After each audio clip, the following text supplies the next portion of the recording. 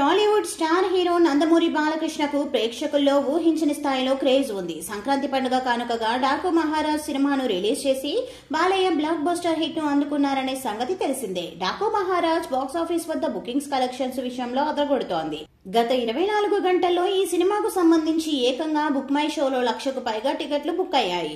Second weekend లో సైతం ఈ సినిమా బుకింగ్స్ పరంగా అదరగొడుతోంది. అయితే ఈ ఏడాది బాలయ్య అఖండ 2 సినిమాతో కూడా ప్రేక్షకుల ముందుకు రానున్నారు. అఖండ సీక్వెల్ షూటింగ్ ఇప్పటికే మొదలైంది. ఈ ఏడాది సెప్టెంబర్ నెల 25వ తేదీన ఈ సినిమా థియేటర్లలో విడుదల కానుంది. బాలయ్య పారితోషికం 30 నుంచి 35 కోట్ల రూపాయల రేంజ్ లో ఉంది. ఒకే ఏడాది 2 సినిమాలు రిలీజ్ చేయడం ఈ మధ్యకాలంలో చాలా మంది హీరోలకు సాధ్యం కావడం లేదు. యంగ్ జనరేషన్ స్టార్ హీరోలలో ప్రభాస్ మాత్రమే ఈ రేర్ ఫీట్ అందుకుంటున్నారు. స్టార్ హీరో బాలయ్య మాత్రం ఒకే ఏడాది 2 సినిమాలను రిలీజ్ చేస్తూ ఆశ్చర్యపరుస్తున్నారు. స్టార్ హీరో బాలయ్యకు ఉన్న క్రేజ్ మాత్రం మామూలు క్రేజ్ కాదనే సంగతి తెలిసిందే. బాలయ్య ఒకప్పుడు వరుస ఫ్లాప్ల వల్ల కెరీర్ పరంగా ఇబ్బందులను ఎదుర్కొన్న సంగతి తెలిసిందే. బాలయ్య డాకు మహారాజ్ సినిమా కోసం ఎంతో కష్టపడ్డారు.